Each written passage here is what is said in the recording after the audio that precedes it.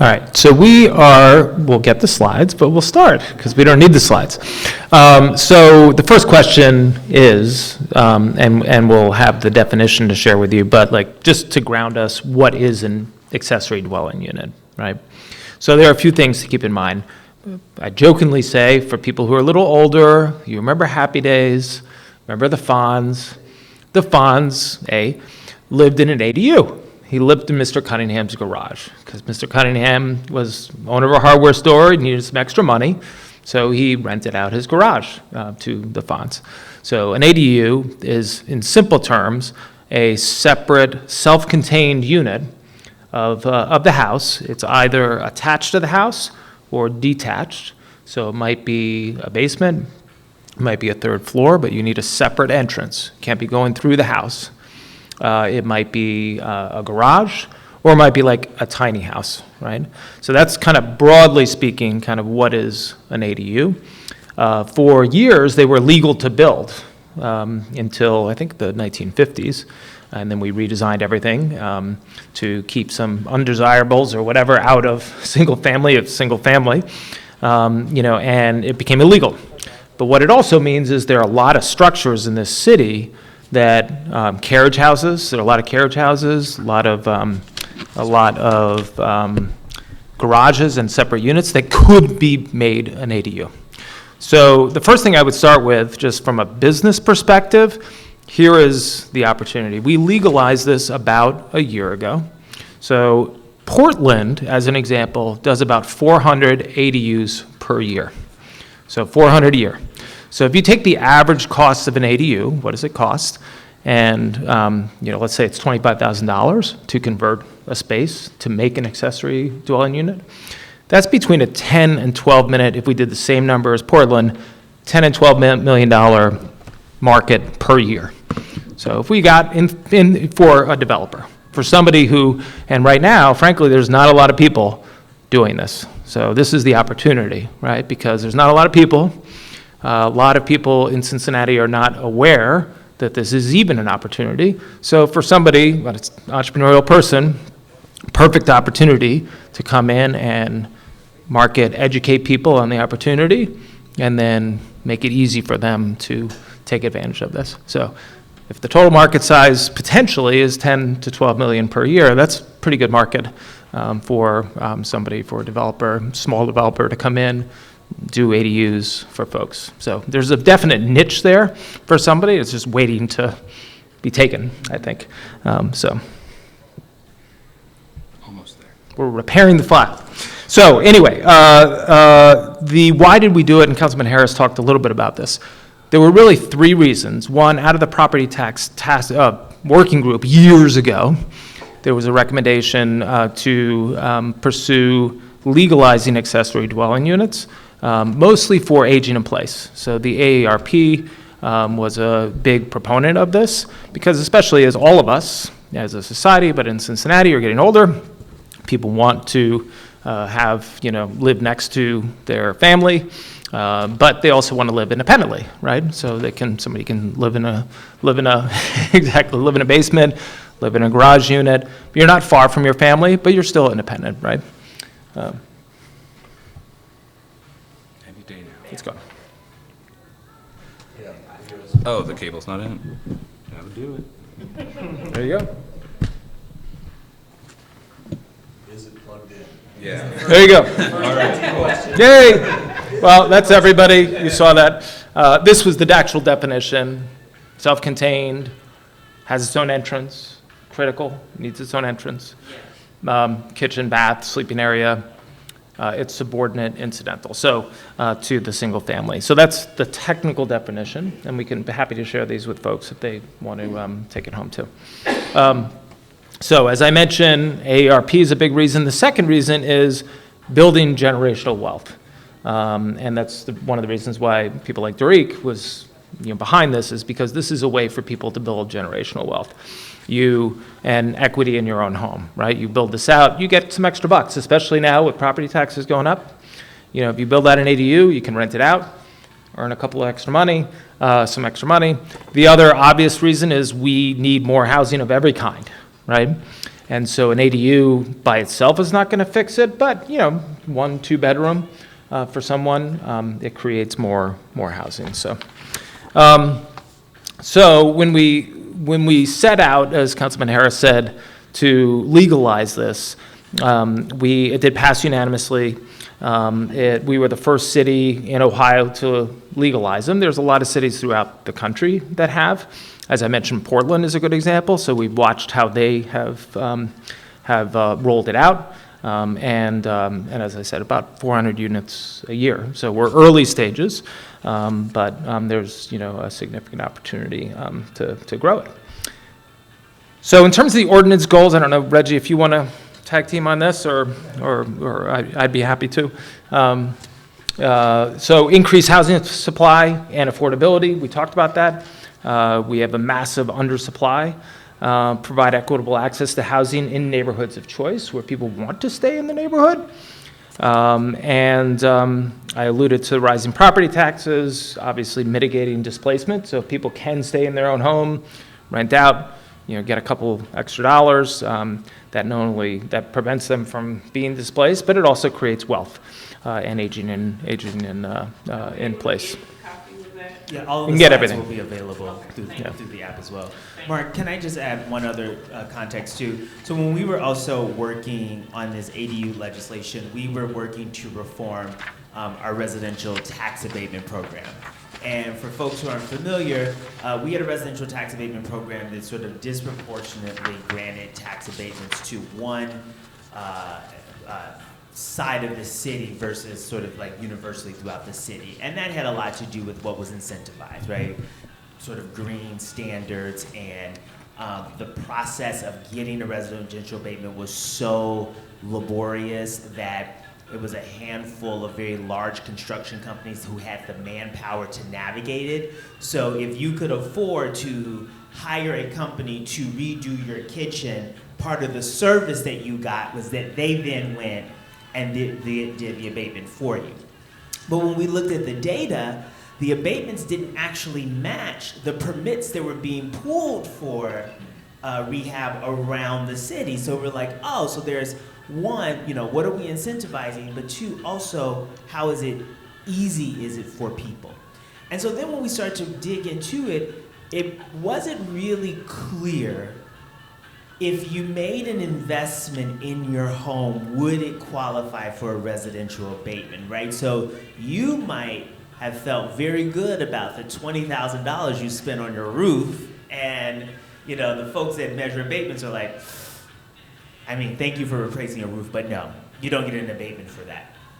But adding an ADU checks all of the boxes for an abatement. Right, so then it was also this way of thinking about, okay, so if we legalize ADUs and then folks do it, there's also this nice overlap with more of a certainty that then you would be able to apply for an abatement because it had the cosmetic version, it hit the cost limit, etc. So that was also, I think, another context that helped really ground why we got unanimous support, because it checked a lot of boxes in terms of not only housing supply, but then also making sure that we were making access to abatements as equitable as possible. And then, with the comments that you made, I'm glad to hear that. What is the process of going through and applying for an ADU, and is it easy as it can be and accessible? The only thing I'd add to that is, and then take your question, it's also one of the least disruptive, forms of development, right? You're not building a big structure or anything. It's mostly within existing structure, within existing footprint. And so I think that's the other reason why it's fairly easy to get support. These things get built over time. Question. So my question is, when you talk about abatement, that process is very laborious and very difficult. And so I've had to do it on several occasions, so I'm glad you're talking about it. But I want to know, when it comes to the ADUs, is that in conjunction with the abatement process, or is it a replacement of your abatement process? No, in conjunction. So they're two separate processes, right? You apply for, your permit to do an ADU, you do your ADU process, and then you can apply for a residential abatement because you did the ADU. And I guess, and the point that I was making is that there's a much more likely, a higher incident of you being able to achieve or to get that residential abatement because the ADU checks sort of all of those boxes in a more straightforward manner, right? Than like, so for instance, I remember we did our back deck in my house, my husband and I, and we spent the money on the, what is it called, Tyrex, whatever it is, and it was a lot of money, and I thought it looked nice, and it was like, it's still iffy, right, if that would apply. So they're two separate processes, but tied in terms of the ability to achieve the abatement.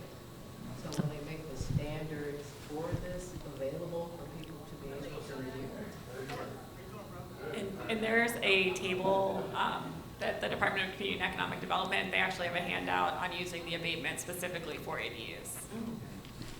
And then can I just add one quick thing? And so here's also, as Councilmember Jeffrey said, here's also the opportunity. And what I want to challenge folks to is that one of the next steps is also thinking about how do we standardize ADUs, and how do we create a process of saying that, hey, here is a design, here is a modular home, that if you choose this design, it's permitted, it's ready to go, and if that is an area that you want to sort of niche into, that's the next step, right? And so yesterday when Daniel Blackman was talking about innovation and adding value, if this is something that you're interested in, we're at this point at the city where we're like, okay, let's continue to make it easy, and let's continue to have sort of a menu of options. And so, if it's 10 options for ADUs and, your option fits, X lot size, and et cetera, then let's do it, right? Let's do it to make it easy. Yeah, I think there's two opportunities there. One lies with the city that Councilman Harris says, which is here are your standard ADUs. So you just kind of plug and play. Like, oh, I have a basement. All right, I'm going to plug and play. So it makes it even easier. The other one is outside of the city. I think once we start getting more developers is to have, and it's probably with the Real Estate Association or other, like here's your certified list of people who are qualified to do ADUs or whatever, which the industry leads. But because people might hear about an ADU and be like, all right, I have no idea where to go. Who do I contact? What do I do? And making it easier for folks to really understand what that is. The last thing that we're doing is working with groups like Habitat for Humanity as they're building out new homes to make them, quote unquote, ADU ready. So build an entrance to the basement on the side. So even anyone who's in the room who's a developer building a new home, if you make it ADU ready, build something, separate entrance on the side, separate entrance to the third floor, whatever it is, because the other part about it is makes the home value more attractive, right? Even if you're selling it, because you can have this, but you can also rent it out, so it's an option. So those are the other couple opportunities. So I think Matt is going to jump in here and kind of lead us through this, I believe, interactive question. I believe. Yeah, something we discussed. If by a show of hands here today, if you had the opportunity to construct an ADU either on an existing residence or as a separate structure, would you be looking at this for like an aging in place or a family member to live in, or maybe a caretaker? Or would it be for a means of building wealth and rental income? How about rental income? And aging in place or family members? Okay. So of the three I've done so far, all three are for family members. I have the opportunity in the next few months to be doing one myself from my mother-in-law. We get along great. But I want to tell you that it does take some thought. It's important to understand. I know you've heard people talk about accesses to basements and things. Keep in mind that an ADU, one, has to be part of an existing single-family residence. You can't just build an ADU without the primary structure being involved in that process. Also, the ADU has to be grounded. It can't be movable. This is not a mobile home. This has to have a foundation system that goes with it.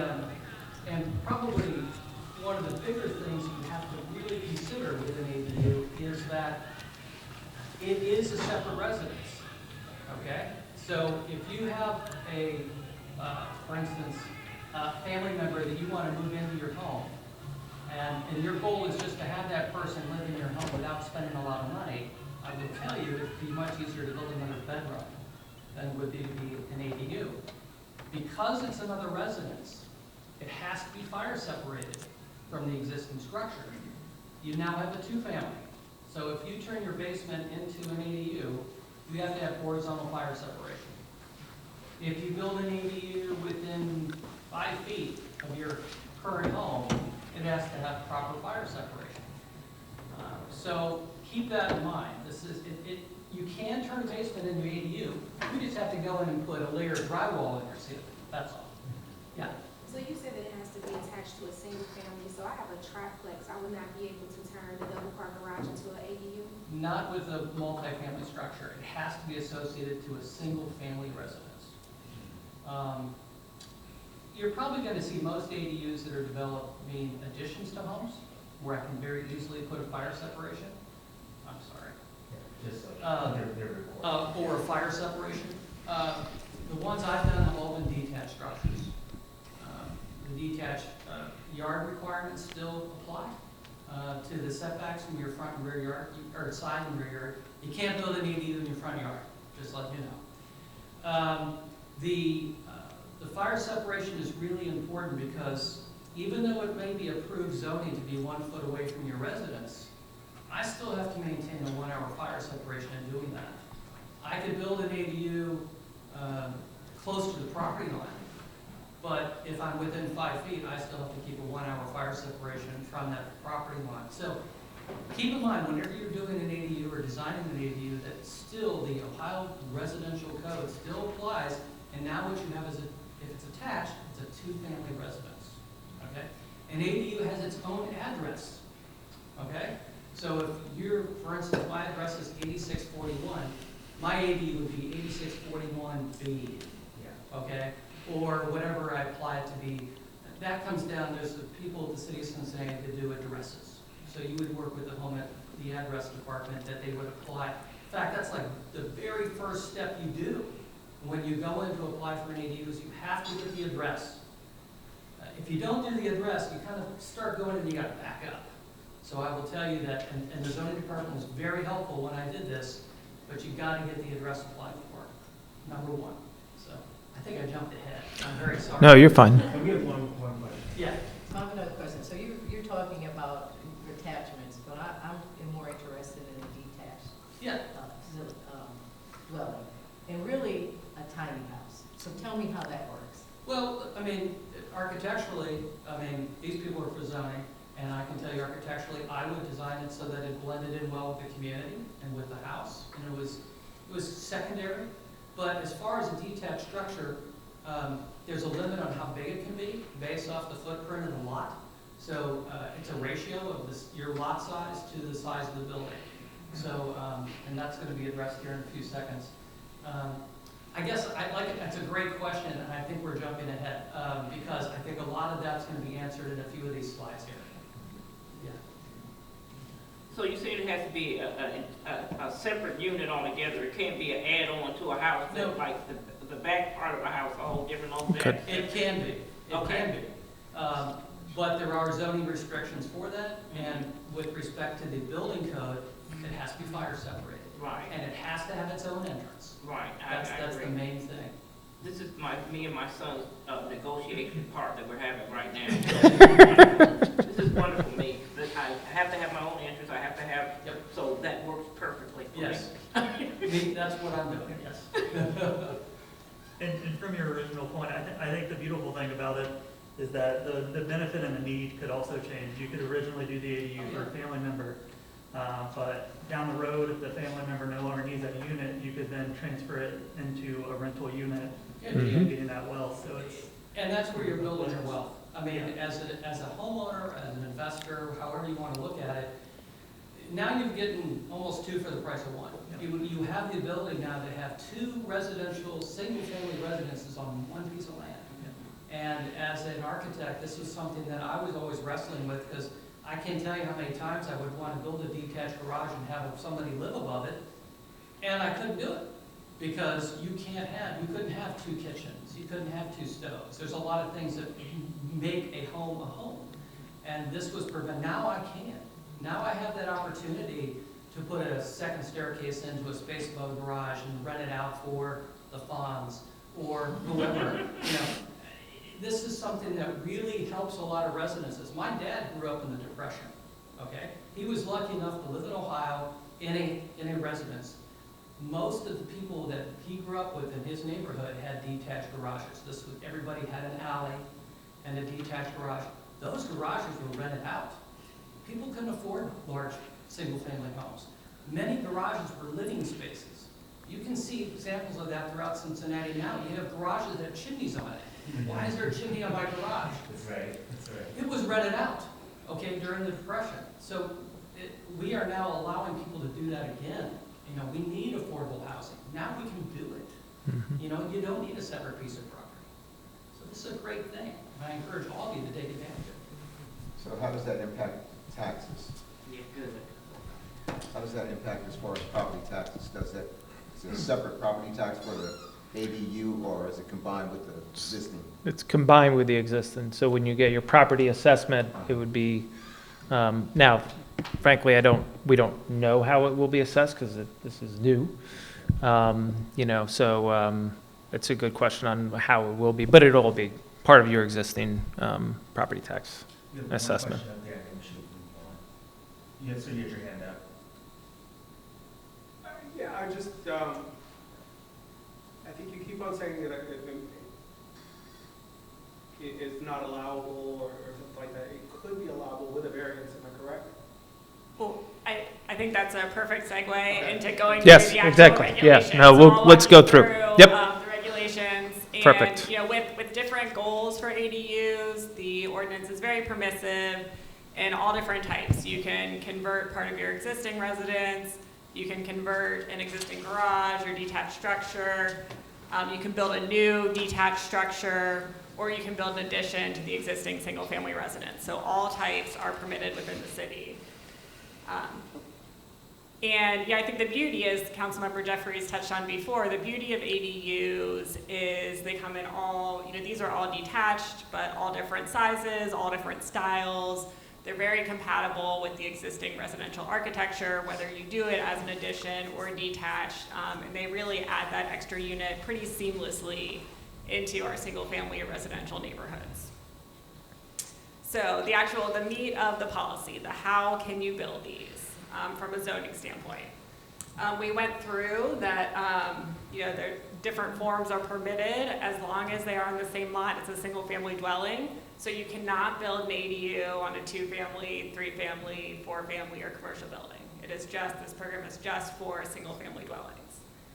The entrance was also touched on. It has to have a separate entrance. You can't have someone walking through your house to get to a third floor unit. The lot size, you have to meet the minimum lot size for your zoning district. This varies throughout the city from 0 to 20,000 square feet, but the idea is that if you don't meet the minimum size to have one dwelling unit, you can't add a second.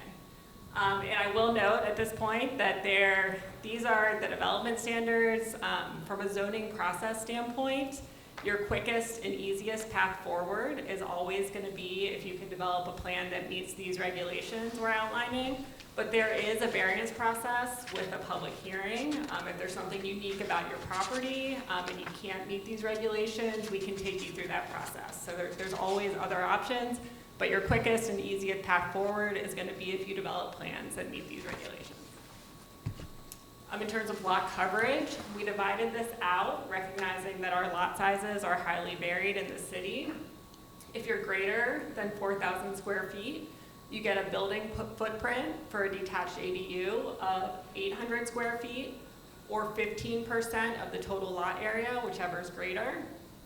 If your lot is less than 4,000 square feet, you still get at least that 800 square foot footprint, or the combined footprint of the main house and the ADU cannot exceed 60% of the lot area.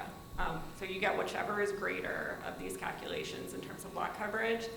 But the code has a lot of exceptions for existing structures. So if you're converting an existing garage to an ADU, if you don't meet these regulations, it's permitted, because we want you to be able to use the existing structures on your lot to convert them to ADUs. In terms of number of structures, you are only permitted to have one ADU per single-family residence.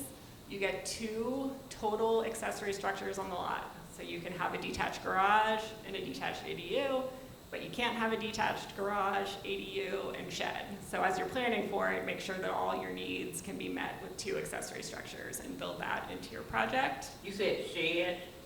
Yes, you get 2 accessory structures. So whatever those are, your ADU counts as one of them. And so if you have an ADU and a shed, you're fine. Okay. But you couldn't do an ADU, a shed, and a detached garage as separate structures. If you're building it within the footprint of your house, no changes, no additions. We're not concerned about the setbacks, even if your existing setbacks don't meet the code. If you're building out an existing accessory structure and you're not expanding it, we don't consider the setbacks, even if the setbacks don't comply. If you're building a new detached ADU, that's when you're subject to whatever your zoning district regulations are. Typically, that is 3 feet from the side yard and 3 feet from the rear yard.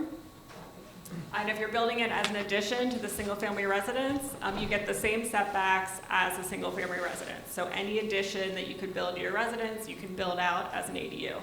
And I'm sorry, I don't know, our slides got a little lost in translation formatting.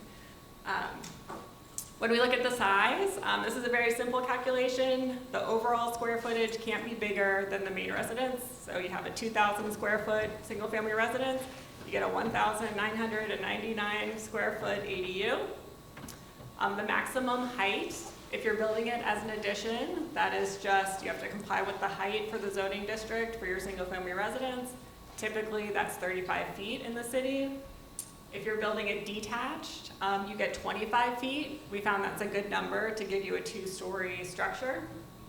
And if you're building an addition to an existing accessory structure, you get either 25 feet or the height of the existing structure, if that's larger, to promote that compatibility with existing buildings you have on your site. It is important to note that detached ADUs have to be permanent structures. They have to be built on a permanent foundation. They have to have permanent utility hookups. You cannot put a recreational vehicle or a mobile tiny house in your backyard under this program. So it has to be a permanent construction. There's no off-street parking required, and that was largely a lesson learned from other cities in the research, that often that's a deal killer, because on residential sites there's no room to add extra parking spots. So no additional parking is required when you add an ADU. And short-term rentals are permitted. And I think this is, again, from a policy decision standpoint, part of the goal of wealth generation, to allow that opportunity for income. And then finally, one of the components of this program is an owner or responsible person residency requirement. And that was something, I could explain the basics, and if the council members want to discuss the reason behind this, you have to register your ADU with the city. We have an online portal that you can do the registration. And you have to confirm that either the owner will live in one unit, it could be the ADU, it could be the single family house, or that you will designate a responsible person to be living on the premise, and that responsible person has both financial and decision-making authority for the property.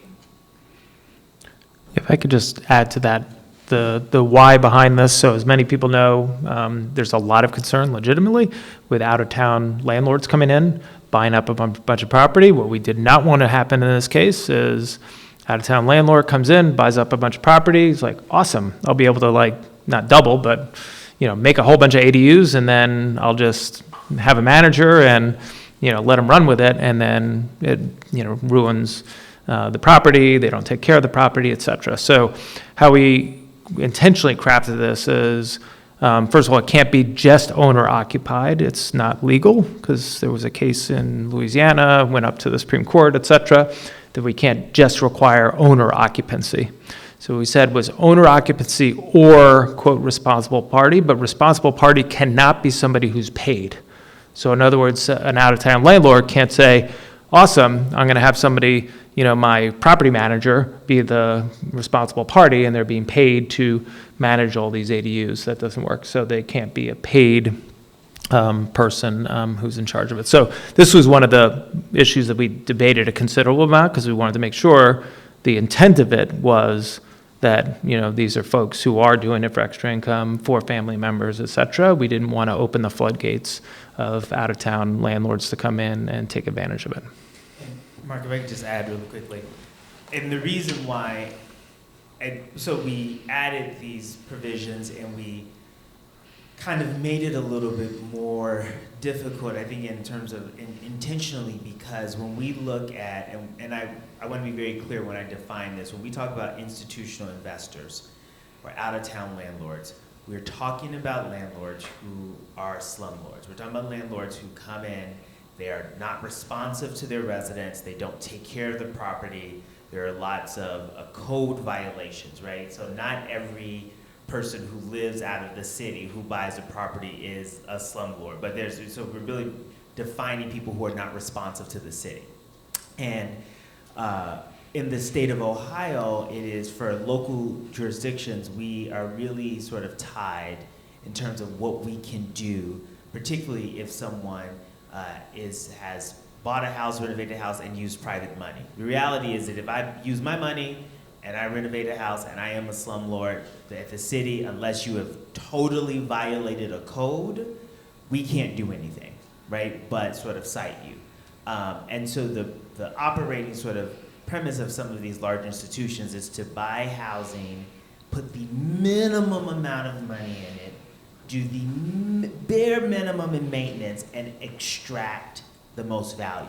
And so we then didn't want to have them be incentivized to do the bare minimum to convert an ADU and then now have double that income. So it was really important for us to make sure that we're really sort of centering and incentivizing the responsible homeowner and creating the conditions for responsible ownership.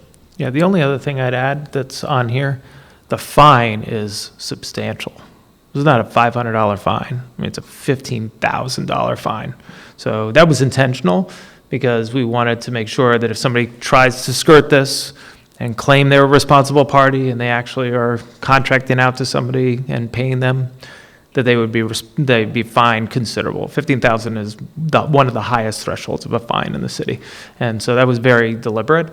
It could have been $500, $1,000. So. I'm seeing you have to record a covenant for this. So what if you're a current property owner, you develop this ADU, you're renting it out to your mother, or whatever. You move and the new buyer doesn't want to use it as an ADU. The covenant runs with the land, right? So how would that be dealt with? Well, the covenant, when you say doesn't want to use it as an ADU, maybe doesn't want to rent it out, but just wants to use it. The covenant runs with the land, and that's really just to inform the next property owner that it's not a two-family dwelling, you can't rent 2 units. Because it was established as these 2 units, single family with ADU, you still have to register it every 2 years. You still have to maintain that responsible party ownership, even if you're not renting it. So the covenant is really just notifying the next owner. Yeah. So as an owner, you build an ADU, you're renting it out 10, 15 years down the road. You can't move and then rent out the primary structure. You have to have a responsible person in one of the 2 units. Yes. Yep. And so there's a lot of regulations with this and with any project. I want everyone to know you do not have to figure this out yourself. We are here to help, and we want to help you early in the process. before you've developed plans for your ADU, call us and say, this is my property address. Is the lot size big enough? Are there any considerations? We can talk through the setbacks.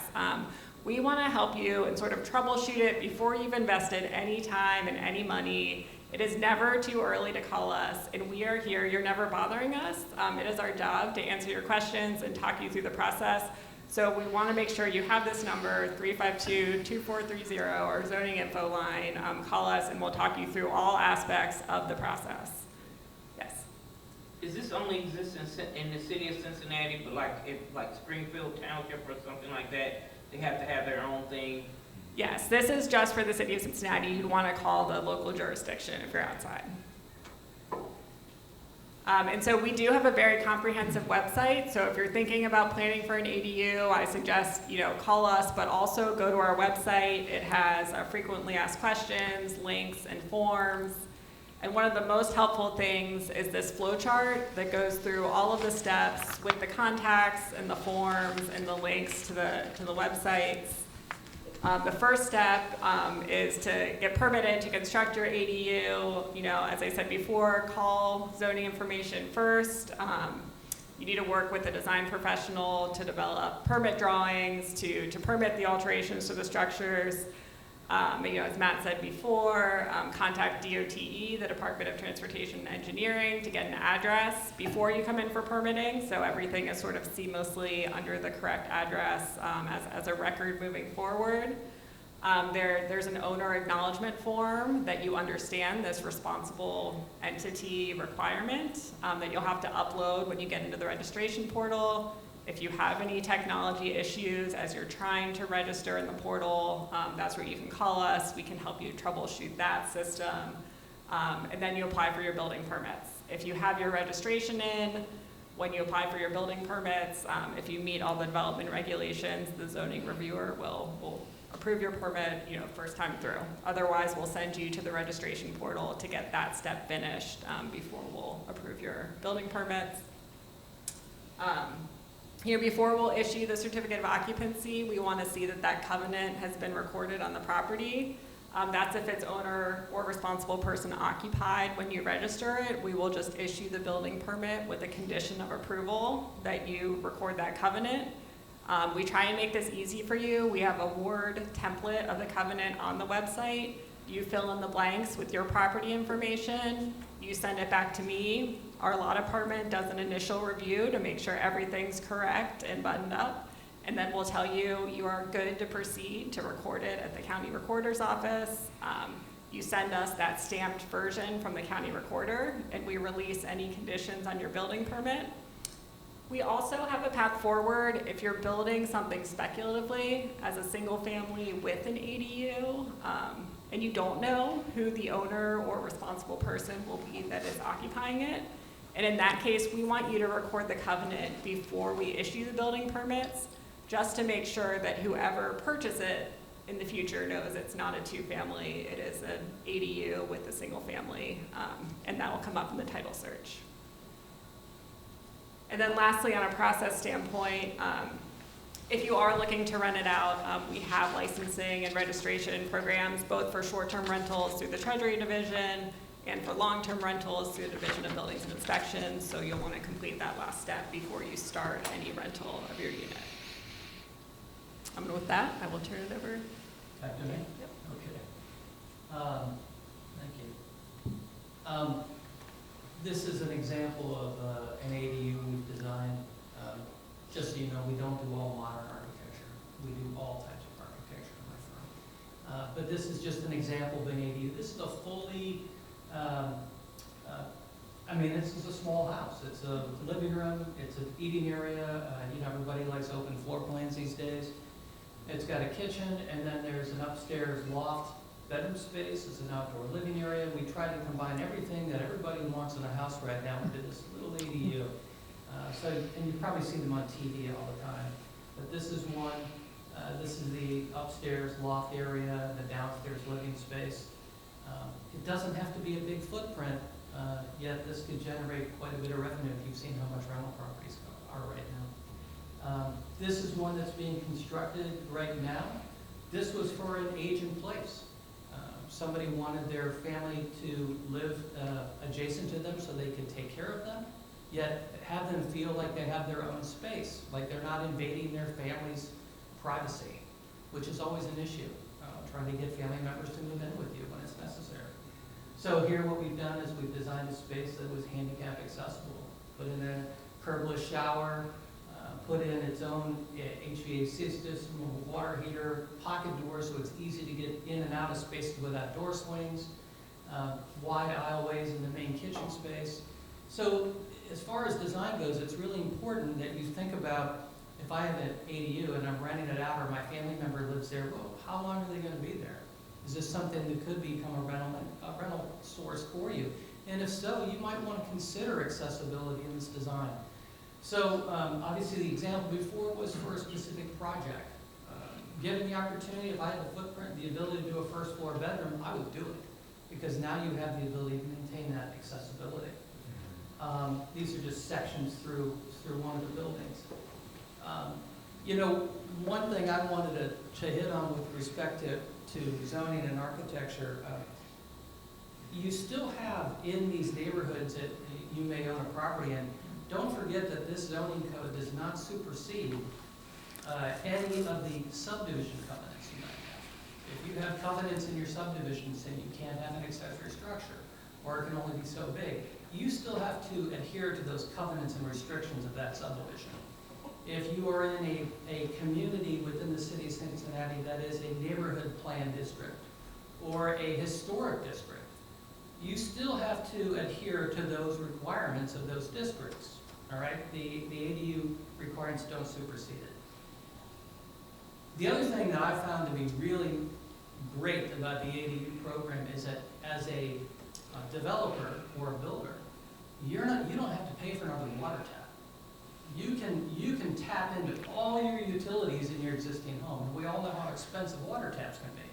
But you can now tie in your sewer, your electric, your water, all your major utilities can tie into your residence. And it's up to you, if you rent it, how you break up those fees.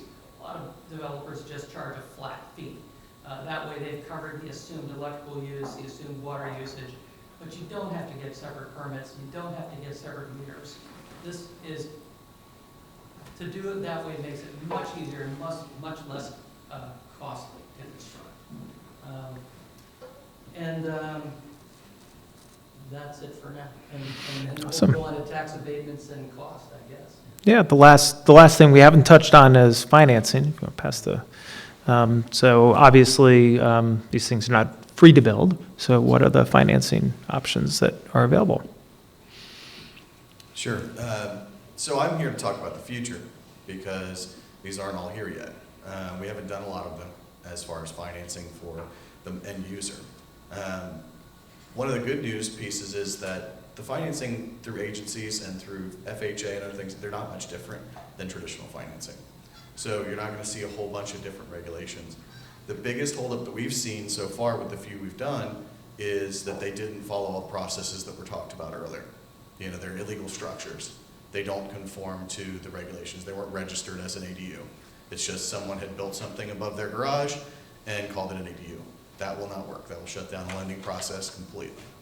The other hang-up that could be a potential issue is if there's nothing comparable to that in the area. So if once we have a lot of these around the city, then that's going to be much easier, and we're not going to be really tied necessarily to the small little geographic area for a comparable sale for an appraisal. But if there aren't any to compare to, then that could cause issues as far as valuing the property and finding out what it's worth. Really, that's it. That's what it boils down to for the end financing, is that it'll be treated as a single family, which is good because two-family and multi-unit residential properties have much tighter guidelines, much bigger down payments required. So if you do have your initial primary residence and then this attached building or detached building, it's not going to be treated as that multi-unit. So the financing options are going to be easier.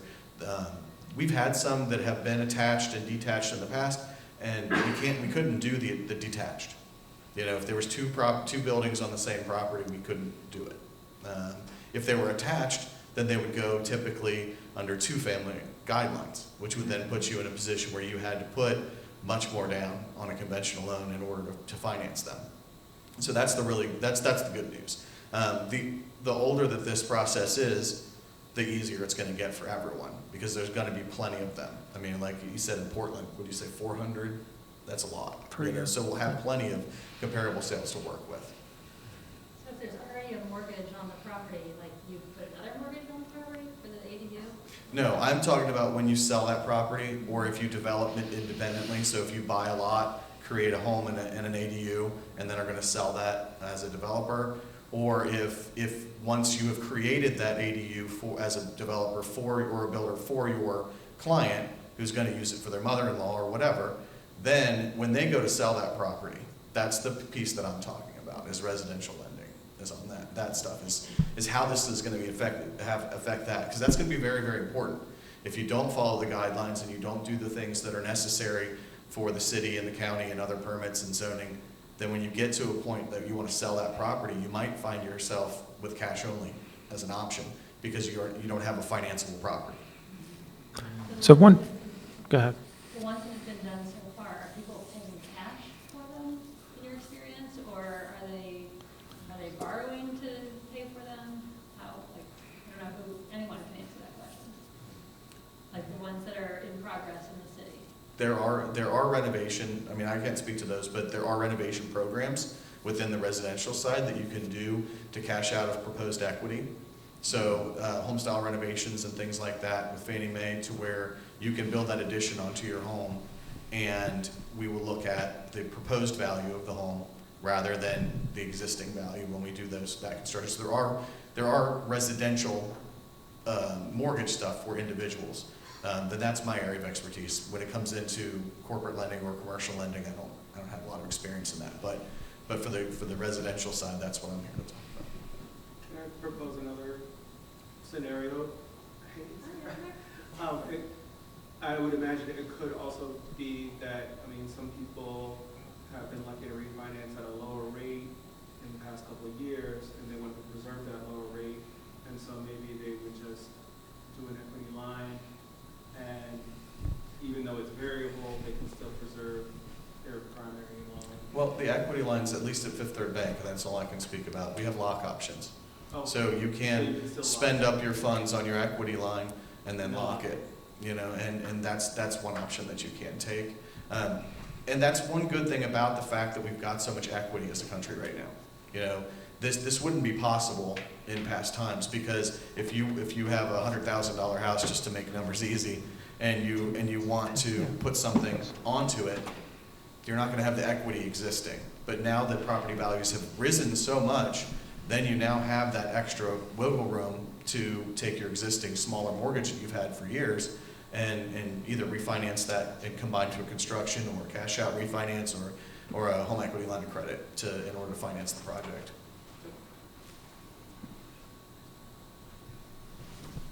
Other questions on, but no, we're good, because we're in the question. This is the last slide, actually. So other questions on financing or anything, like you had another one? Financing, but down the road, I'm hearing a lot about energy efficiency and dollars coming down the line.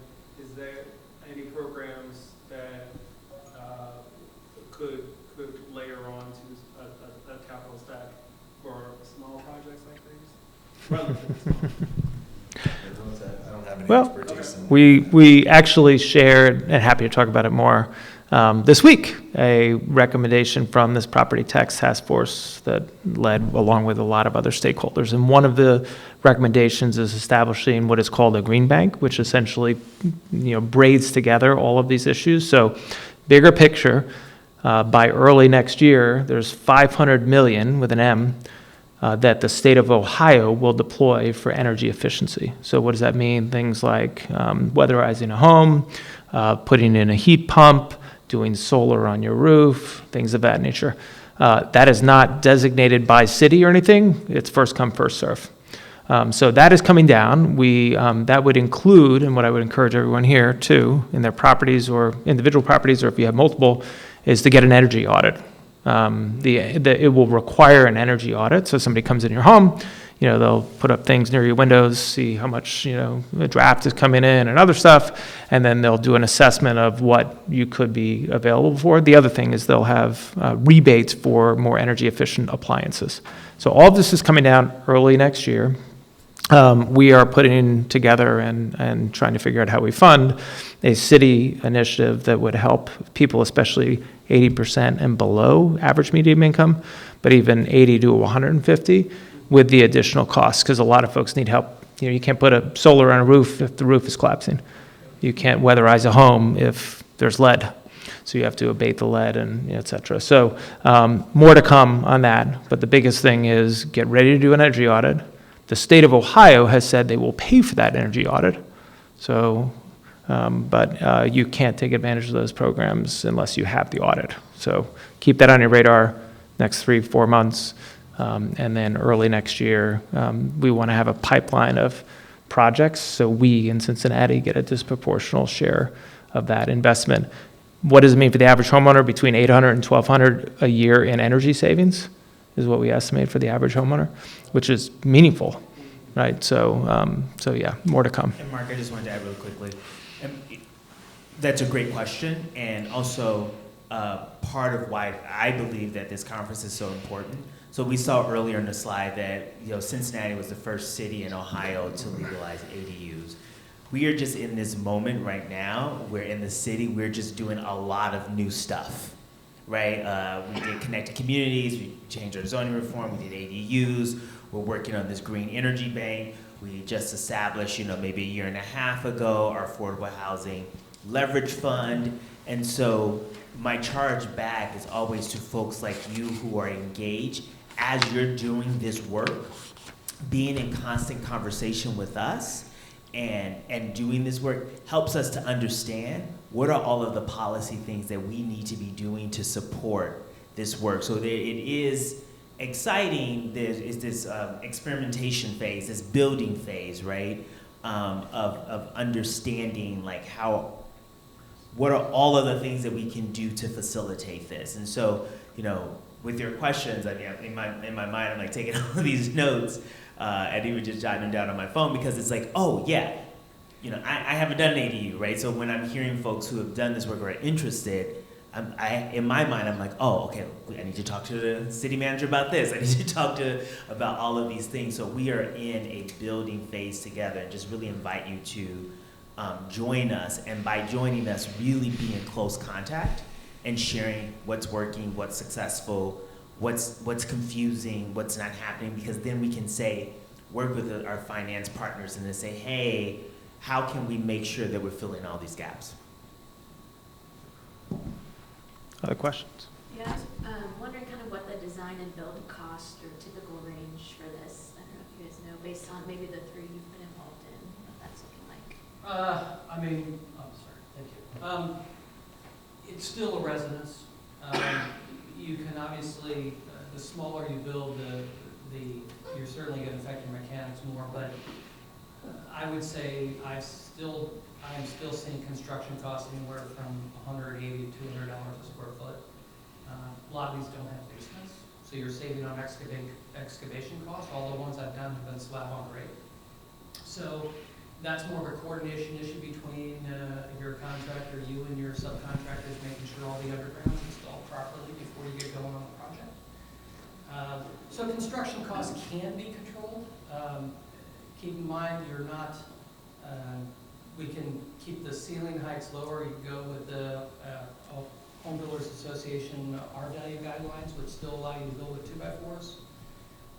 Slope ceilings allow you to maintain an R30 or higher in your roof system. I'm always looking at different ways to control costs myself. Every client comes to me with great ideas, but a budget for a Beetle and a Cadillac price rank, or guide what they want. But as far as construction costs go, just keep the structure simple. Don't do elaborate roof lines. Keep the floor plan simple. Every time you build a corner on a home, it costs thousands of dollars. So the more rectangular the structure is, the less expensive it is going to be to build. So, You mentioned about the underground utilities, Yeah. that can be very costly. It can be. You know. I mean, you can still take your electric overhead, like you've seen with a lot of garages. So you can still do a mast Yeah. to the garage. I would encourage you to do underground. We can tie in right now, the one we're doing, we're tying into the main water service at the existing residence. Obviously, if your existing residence has an 80 amp panel in it, you're going to want to bump that guy up. You know? So you still have to have the infrastructure within the main structure to support that. It's certainly going to cost you a lot less to tie into the mechanics and electrical, plumbing, all that at the existing residence and do whole new taps, tying into a lateral with the street. That can all become extremely expensive. So I would encourage you to tie in with that. Go ahead, you go first. Well, and I was just going to emphasize, that's probably I would recommend early coordination. If you're in the city with Greater Cincinnati Waterworks and MSD, call before you've invested too much time and money. Each property may be a case-by-case basis in terms of what you need to invest for water service. And when you talk about water service, you're talking about some of the existing water mains are very old, so that adds to the cost too. That's exactly right. And you saw Emily and I both reach for our microphones because one of the things that we have been dealing with and people in the community have been challenging to us is that they have said, we hear as we are pushing for new investment and new building, people are like, oh, well, our infrastructure can't hold it. You can't build this new building because our infrastructure can't support it. And the reality is that, like, it has to. Right, when we look at, particularly in our city, when we look at our flooding issues are about climate change and the increase of the 100-year storms, right? And just the sheer amount of water and less about sort of like the actual sewer infrastructure. And so, you know, as he was explaining here, Matthew was explaining that, like, if the property cannot support it, the cost is passed on to the builder, the developer, to do what they need to do for that to be able to be supported. So I just wanted to lift that up, that there is a due diligence that is there, and you just can't plop a structure onto a piece of land that can't support it. Yep. We're getting the red signal. Time is up. Thank you to the panel. Thank you, everyone. We'll be around if there are other questions. Daniel,